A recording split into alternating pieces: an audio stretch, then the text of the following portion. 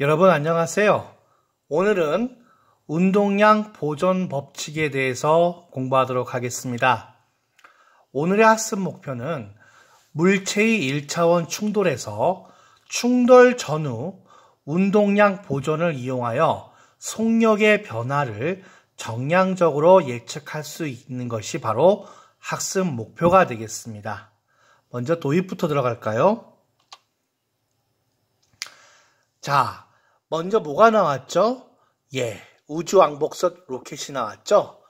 자, 로켓이 지구를 탈출하기 위한 속력을 얻기 위해서는 많은 양의 연료가 필요한데 로켓이 가속되는 동안 연료는 연소되어 로켓 엔진의 뒷부분으로 점차 빠져나간다. 이 말이 무슨 소리냐면요. 처음 출발했을 때는 이 비행기와 엔진 연료 탱크가 같이 가다가 점점 이게 올라갈수록 어떻게 되죠? 그렇죠. 요 우주왕복선만 남아있고 여기 있는 엔진, 연료 탱크는 다 나중에 어떻게 된다? 사라지게 된다라는 것을 우리가 뜻하게 됩니다. 계속 넘어가겠습니다. 자, 이렇게 질량이 시시각각 변하면 가속되는 로켓의 운동은 어떻게 예측할 수 있을까요? 라고 하면 어떻게 예측할 수 있을까요? 속도가 빠른 속도로 움직이는데 질량이 바뀔 때 어떻게 예측할 수 있을까? 한번 우리가 다음과 같이 설명할 수 있겠죠? 네, 봅시다. 어느 시각에, 어떠한 일정한 시각에 로켓의 운동량과 일정 시간 동안 빠져나간 연료와 로켓으로 이루어진 개의 운동량이 보존됨을 이용하여 로켓의 속도를 예측할 수 있다. 도대체 이게 무슨 말이지? 선생님, 너무 어려워요. 좀 쉽게 얘기해 줄 수 없나요? 네. 자, 오늘의 도입 단계에서는 좀 여러분한테 생소한 문장이 나왔지만 이제부터 학습을 하게 되면 앞에 지금 한 내용들이 어렵지 않다는 걸 지금부터 말씀드리도록 하겠습니다. 넘어갈게요. 자, 운동량이라고 하는 건 무엇입니까? 쉽게 생각하세요. 우리가 어떤 물체에 운동을 할 때 발생하는 양이라고 하는데 이때 운동량이라고 할 때 사용되는 것은 바로 질량과 속도를 이용하여 물체의 운동을 표현하는 물리량, 즉 물체의 질량과 속도의 곱으로 나타냅니다. 다시 한번 말씀드리겠습니다. 질량과 속도를 이용하여 물체의 운동을 표현하는 물리량, 즉 물체의 질량과 속도의 곱으로 나타낸다라고 보시면 되겠습니다. 그래서 운동량은 물체의 질량 곱하기 물체의 속도가 돼서 크기와 방향을 함께 나타내는 물리량을 얘기합니다. 저번에 속도가 뭐가 있다 그랬죠? 방향이 있다고 우리가 배웠고요. 그 질량은 방향 없고 뭐만 있다? 크기만 있다라고 생각하시면 되겠습니다. 넘어가겠습니다. 운동량의 방향은 곧 뭐와의 똑같다? 속도의 방향과 똑같다라는 걸 기억해 주세요. 물체가 움직일 때 그 움직이는 건 뭘 나타내는 거죠? 그렇죠. 속도를 나타내니까 그 속도의 방향이 운동량의 방향을 나타낸다라고 이해하시면 되겠습니다. 단위는 킬로그램 곱하기 미터 퍼 세컨드. 킬로그램은 질량의 단위, 그리고 미터 퍼 세컨드는 속력의 단위가 되겠죠. 다시 한번 킬로그램은 질량의 단위, 그리고 미터 퍼 세컨드는 속력의 단위가 되겠죠. 그래서 운동량의 단위는 킬로그램 곱하기 미터 퍼 세컨드가 된다라고 이해하시면 되겠습니다. 넘어갈게요.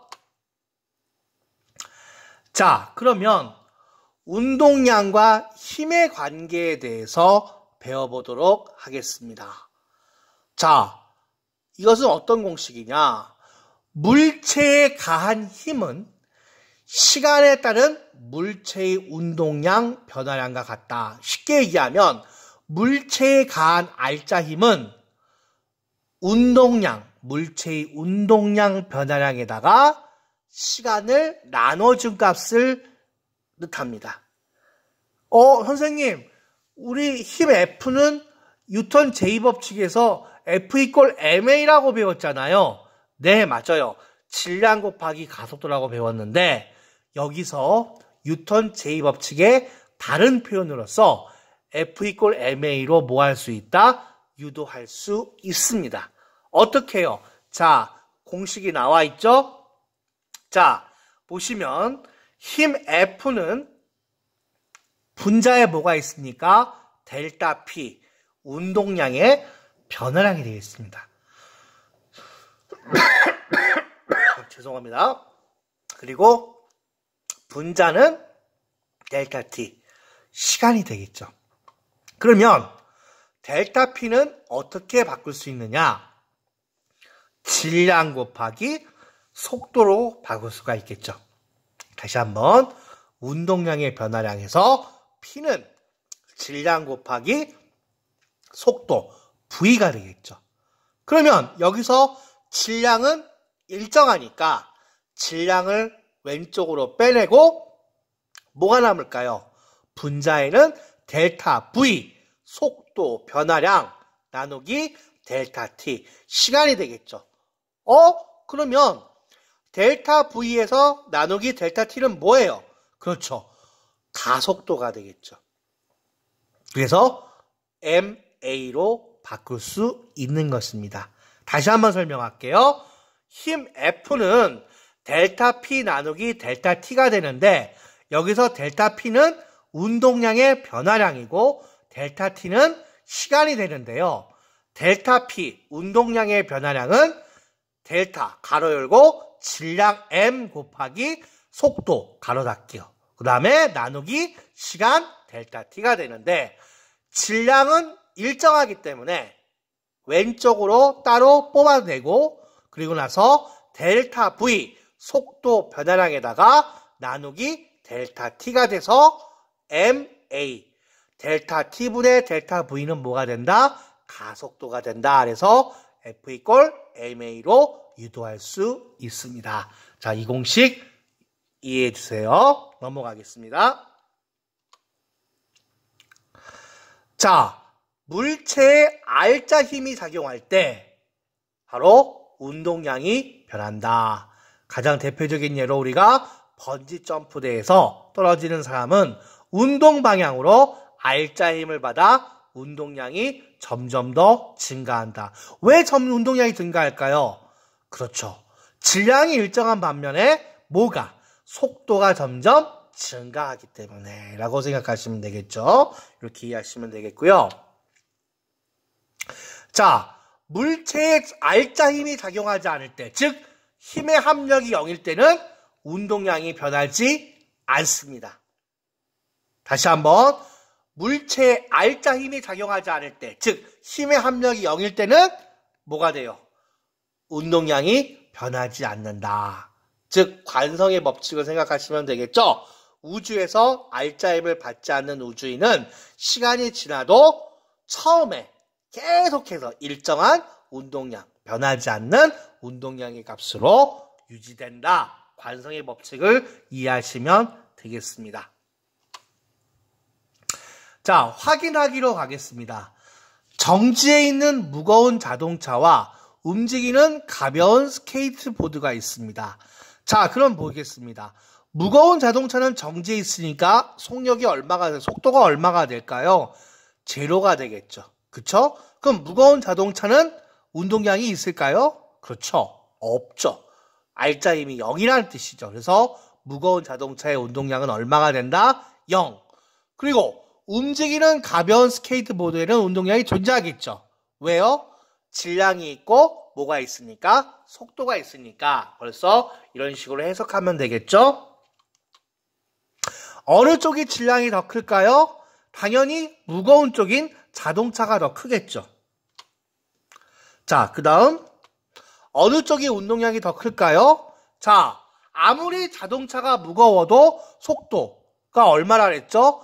0이니까 무거운 자동차는 운동량이 얼마예요? 0. 하지만 움직이는 가벼운 스케이트보드는 질량과 속도가 있기 때문에 운동량이 존재하겠죠. 그래서 정답은 뭐가 된다? 그렇죠. 스케이트보드가 되겠죠. 이렇게 이해하시면 되겠죠. 넘어가겠습니다. 자, 키움 활동 들어가 볼게요. 역학수례를 이용한 운동량 보전 실험하기로 하겠습니다. 자, 목표는 두 물체가 상호작용할 때 두 물체의 운동량의 합이 보존됨을 실험으로 확인할 수 있다. 오늘 운동량 보존 법칙을 여러분들이 이해를 하셔야 되는데요. 한번 볼까요? 자, 준비물은 역학용 수레 2개, 수레용 추 1m 자 2개, 그 다음 수레용 멈춤용 막대 2개, C형 클램프 2개, 그리고 저울, 고무망치, 사진기가 있습니다. 자, 실험하기로 가보겠습니다. 평평하고 매끄러운 실험대의 양 끝에 수레 멈춤용 막대를 C형 클램프로 고정하고 1m 길이의 자 2개를 놓습니다. 그리고 수레 1과 수레 2의 질량을 측정하고 수레의 잠금 장치에 부착된 용수철을 압축하여 두 수레를 접촉시킨 후 실험대의 가운데에 놓습니다. 다음 세 번째, 고무망치로 수레의 용수철 압축 막대를 가볍게 연직 방향으로 쳐서 두 수레를 반발시킨다는 건 충돌 후에 서로 밀려나는 걸 얘기하는 거겠죠. 두 수레가 분리된 후부터 10분의 1초 간격으로 연속 사진을 찍는다. 자, 반발하고 나서 분리됐을 때 시간 간격은 항상 어떻다? 10분의 1초로 일정하면서 그때 연속 사진을 찍어보는 것을 우리가 보면 되겠죠. 자, 그래서 수레의 질량을 바꾸어 가면서 과정 2, 3을 반복한다. 질량값만 바뀌겠죠. 근데 질량이 바뀌면서 또 뭐가 바뀔 수 있죠? 그렇죠. 속도도 충돌 전과 충돌 후에 뭐가 바뀔 수가 있죠? 속도가 바뀔 수 있다는 걸 우리가 예상하면 되겠죠. 자, 그러면 자, 결과를 한번 분석해 보겠습니다. 자, 10분의 1초 일정한 시간 통해서 연속 사진을 분석하여 수레 1과 수레 2의 분리 후 속도를 구하고 수레의 질량과 속도를 표에 정리해 봅시다. 자, 수레 1과 수레 2를 한번 비교해 보겠습니다. 자, 실험 1에서는 질량이 얼마가 나왔다? 0.75kg. 그리고 속도는 0.83이 됐고요. 그 다음에 수레 2는 질량이 1.25. 그 다음에 속도는 마이너스 0.5m/s. 선생님, 여기는 왜 마이너스가 붙었죠? 자, 우리가 속도 배울 때 뭘 배웠어요? 방향을 이해해야 된다 그랬죠? 처음에 만약에 0.83이 뭐가 돼요? 오른쪽이었다가 수레 2와 부딪히면서 어떻게 돼요? 만약에 왼쪽으로 가게 된다면 그때는 어떻게 돼요? 마이너스 값을 붙여줘야겠죠. 그렇죠? 그래서 크기만 바뀌는 것이 아니라 모두 바뀐다? 방향도 바뀐다는 걸 여러분들이 이해하시면 되겠죠. 자, 그리고 실험 2에는 질량이 1.0kg, 그리고 속도가 0.65m/s, 그리고 질량은 1.0kg, 그리고 속도도 이번에도 마이너스 0.65m/s. 자, 이렇게 해서 분석을 하게 되면, 자, 분리 후 두 수레의 운동량을 각각 계산하고 분리 전 두 수레의 운동량의 합과 분리 후 수레의 운동량의 합을 구하여 비교해 봅시다. 자, 어떻게 될까요? 자, 결과를 분석해 보니까 자, 어떻게 나왔죠? 자, 실험 1의 운동량 0.62, 0.65. 수레 2의 운동량 마이너스 0.63, 마이너스 0.65. 자, 두 수레의 운동량의 합은 0.01, 그리고 실험 2에서는 0 이렇게 나왔죠. 자, 그러면 분리 전 두 수레의 운동량의 합은 얼마인가? 얼마가 되겠죠? 0이 되겠죠. 0. 분리 전 두 수레의 운동량의 합은 얼마가 된다? 0이 된다. 그러면 분리되기 전후 두 수레의 운동량의 합은 보존되는지 모든별로 토의해 봅시다. 자, 어떻게 토의할 수 있을까요? 분리 후에도 두 수레의 운동량의 합도 얼마가 된다? 0이므로 두 수레의 운동량의 합은 어떻게 된다? 보존된다 라고 보시면 되겠죠. 그렇죠? 자, 정리하기로 가겠습니다. 더 정밀한 결과를 얻기 위한 실험 방법을 모든별로 토의하고 토의한 내용을 정리해 보겠습니다. 자, 여러 번 실시해서 무엇을 구하죠? 평균값을 구하고 그 다음에 무마찰 실험장치를 사용한다. 선생님, 왜 무마찰 실험장치를 사용해야 되죠? 그렇죠. 마찰을 하게 되면 속도값에 어떻게 되죠? 변화를 주기 때문에 순수한 속도의 변화량을 측정하기 위해서는 무마찰 실험장치를 사용해야 된다라고 보시면 되겠습니다. 넘어가겠습니다. 자, 넘어갈게요. 자, 그래서 오늘 배울 내용은 바로 뭡니까? 바로 직선상에서의 충돌과 운동량 보존. 즉, 두 우주선의 전체 운동량은 결합 전과 후에도 변화가 있다, 없다가 되겠죠. FA 다시는 이거를 마이너스 FB. 우리가 저번 시간에 배웠던 바로 뉴턴 몇 법칙, 즉 제3법칙, 작용 반작용 법칙의 연장선상에 있다고 보시면 되겠습니다. 다시 한번 보겠습니다. 이 얘기는 바로 연장선상에 어떤 지난 시간에 배웠던 상호작용의 법칙, 즉 작용 반작용, 힘의 크기는 같고 방향이 반대인 뉴턴 제3법칙의 연장선상에서 두 우주선의 전체 운동량은 결합 전과 후에도 변화가 없다. 즉, 두 운동량의 합은 얼마가 된다? 제로가 된다. 이 말은 반응 전과 반응 후에 운동량의 값은 항상 어떻다라는 것이 나타내니까 똑같다라는 것을 나타냅니다. 이걸 반드시 이해해 주셔야 합니다. 자, 공식 유도 보면 FA는 어떻게 구할 수 있어요? 델타 T분의 델타 PA, 즉 A의 운동량, A 로켓의 운동량의 변화량에서 시간을 나눠준 값이고, 그리고 마이너스 FB는 반대 방향으로 동시에 뭐가 되죠? 로켓 B의 운동량 변화량에서 뭐가 된다? 시간을 나눠주는 값인데, 자, 요것을 더했더니 시간은 0이 아니니까 분자의 합이 얼마가 되는 거예요? 0이 됐다.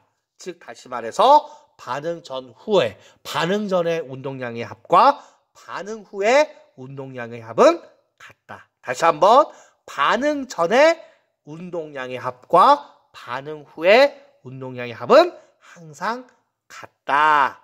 그리고 뉴턴 3법칙의 연장선상이다 라고 이해해 주시면 되겠습니다. 넘어갈게요. 자, 그러면 이제 우리가 운동량의 보존 법칙을 설명하겠습니다. 어떤 게 알짜 힘이 작용하지 않는 한, 알짜 힘이 작용하지 않는다는 건 뭐가 되죠? 그렇죠. 뭐가 되죠? 알짜 힘의 합이 얼마가 된다? 0. 작용하지 않는다는 것이죠. 0이 됐을 때 한 개의 전체 운동량은 일정하게 보존된다. 즉, 충돌 전의 운동량의 합은 충돌 후 운동량의 합과 같다. 그래서 이것을 우리는 운동량의 보존 법칙이다 라고 이해하시면 되겠습니다. 자, 과학적 의사소통 능력 기르기를 보겠습니다. 의자 위에서 앞으로 뛰어내리면 의자가 뒤로 쓰러지기 때문에 위험하다. 그 까닭을 운동량 보존 법칙으로 설명해 보자. 우리가 어렸을 때 이런 장난을 좀 해봤을 겁니다. 그럼 부모님이 걱정하시면서 뛰어내리지 말아야 했는데, 이것을 우리가 오늘 배운 운동량의 보존 법칙과 연결해서 한번 얘기를 해보겠습니다. 자, 바로 어떻게 설명하면 되죠? 네, 뛰어내리기 전 사람과 의자의 전체 운동량이 얼마가 된다? 0이 된다라고 보시면 되겠습니다. 다시 한번, 뛰어내리기 전에 사람은 움직이지 않았으니까 어떻게 되죠? 속도가 얼마가 된다? 0. 질량이 아무리 가볍든 무겁든 속도가 0이니까 전체 운동량이 얼마가 된다? 0. 그리고 외부에서 R자 힘이 작용하지 않을 때 사람과 의자의 전체 운동량은 보존된다. 사람이 앞으로 뛰어내릴 때도 전체 운동량은 0이 되어야 하므로 의자가 뒤로 움직여 쓰러진다. 즉 작용 반작용에 의해서 사람이 앞으로 움직일 때 의자는 어떻게 되죠? 같은 크기로 반대 방향으로 움직여야 되니까 이것이 바로 운동량의 보존을 뜻한다라고 보시면 되겠습니다. 넘어가겠습니다. 자, 충돌 후 문체의 운동 예측하기로 가겠습니다. 자, 승용차와 트럭이 있는데요. 자, 첫 번째 그림은 자, 승용차의 질량은 1kg, 속도는 VA, 그리고 트럭은 질량이 1.5kg이고 정지, 즉 속도값이 0인데 A 승용차가 B 승용차와 부딪혀 충돌했더니 정지했던 트럭이 얼마가 됐어요? 속도가 2m/s가 됐다. 자, 그럼 이거 어떻게 하면 되죠? 네, 반응 전의 운동량의 합과 반응 후의 운동량이 같아야 되니까 어떻게 계산하면 되겠죠? 자, 주 장난감이 충돌할 때, 자, 운동량 보존 법칙에 따라 충돌 전후 두 장난감 차 A, B의 운동량의 합은 일정하다. 이 공식을 이용하면 되겠죠? P 곱하기 MV가 되니까요. 자, 그럼 어떻게 하면 될까요? 두 장난감 자동차가 충돌할 때 충돌 전 장난감 차 A 속도를 VA라고 하면 일회식은 다음과 같겠죠. 1kg 곱하기 VA 더하기 왜 0일까요? 1.5 트럭이 1.5kg이지만 속도가 얼마예요? 0이니까 1.5 곱하기 0 하니까 얼마가 돼요? 0. 여기서는 뭐만 있어요? 그렇죠. 충돌 전에는 자동차에 뭐만 있다? 운동량이 있다. 그래서 1kg 곱하기 VA가 되겠고요. 자, 이제 충돌했어요. 자동차와 트럭이 충돌하게 되면 어떻게 돼요? 그렇죠. 질량이 합쳐지겠죠. 질량이 합쳐지면 어떻게 됩니까? 가로 열고 1kg 더하기 1.5kg. 그리고 속도가 얼마가 됐어요? 2m/s가 되겠죠. 그래서 얼마가 되나요? 2.5kg 곱하기 2m/s가 돼서 VA는 얼마가 된다? 5m/s가 된다. 즉 장난감 차 A는 5m/s의 속도로 B 트럭과 충돌하였다라고 보시면 되겠습니다. 다시 한번 설명할게요. 충돌 전에는 뭐만 있다?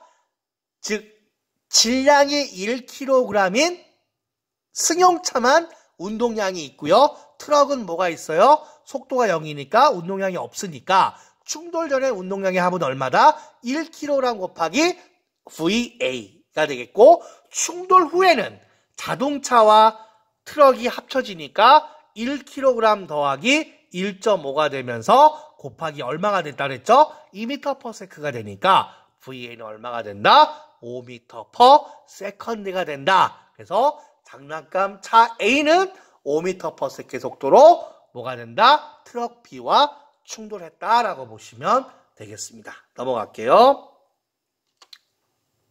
자, 그럼 이번에 확인하기로 가겠습니다.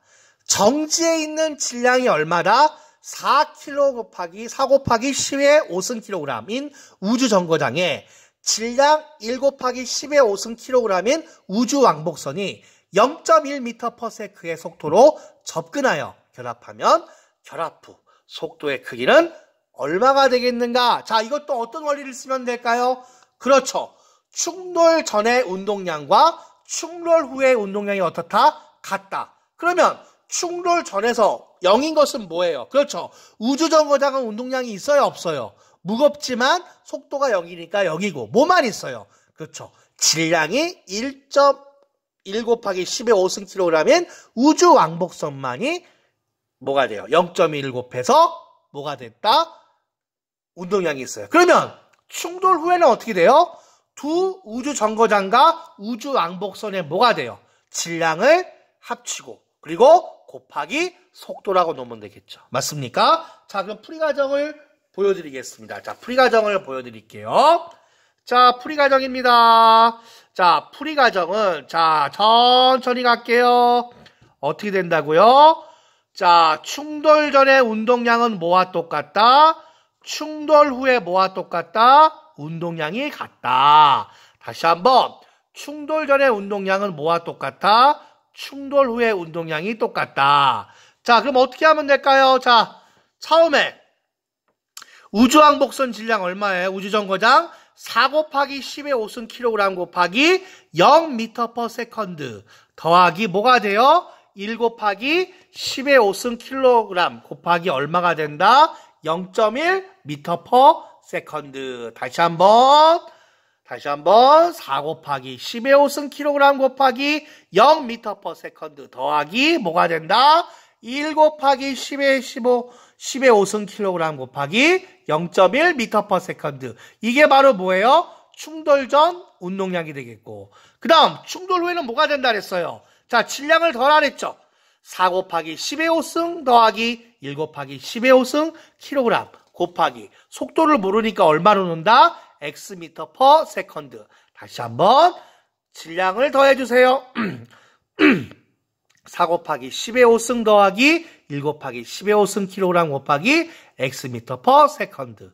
그래서 구해보니까 얼마가 되더라? 10의 4승 kg 곱하기 m/s는 5 곱하기 10의 5승 kg 곱하기 x/s가 돼서 x는 얼마가 된다? 0.02m/s가 됩니다. 네, 미안합니다. 이해가 되시겠죠? 그래서 정답은 얼마가 된다? 0.02m/s가 되겠죠. 자, 넘어가겠습니다. 자, 테니스공의 운동 예측하기. 운동량 보존 법칙을 이용하여 충돌 후 물체의 운동을 예측할 수 있다. 준비물은 농구공과 테니스공. 자, 다음은 질량 500g인 농구공 위에 질량 50g인 테니스공을 얹고 동시에 떨어뜨렸을 때 두 공과 바닥이 충돌하는 모습을 두 공의 속도와 함께 단계별로 나타낸 것이다. 자, 예측을 하면 어떻게 되죠? 테니스공은 50g에 5m/s, 그리고 농구공은 500g에 -5m/s. 농구공이 먼저 -5m/s의 속도로 바닥에 충돌하게 되고, 그 다음에 농구공이 5m/s로 튀어오르면서 내려오던 테니스공과 뭐한다? 충돌하고, 그 다음에 충돌 직후에 농구공의 속도는 3.3m/s가 된다라고 이해하시면 되겠습니다. 즉, 작용반작용, 반발을 생각하시면 되겠죠? 자, 넘어가겠습니다. 그래서 연지기 방향을 플러스로 나타낼 때 충돌 후 튀어오르는 테니스공의 속도를 구해보면 2와 3에서와 같이 농구공에서 테니스공이 충돌할 때는 매우 짧은 시간 동안 운동량의 합이 거의 보존된다. 따라서 충돌 직후의 테니스공의 속도 V는 다음과 같다. 0.5kg 곱하기 5m/s 더하기 0.05kg 곱하기 -5m/s는 이게 0.5kg 곱하기 3.3m/s 더하기 0.05kg 곱하기 V. 그래서 V가 얼마가 된다? 12m/s가 된다. 즉, 충돌 전과 충돌 후에 운동의 합이 다 어떻다? 똑같다는 식으로 유도하면 되겠습니다. 한번 풀어보세요.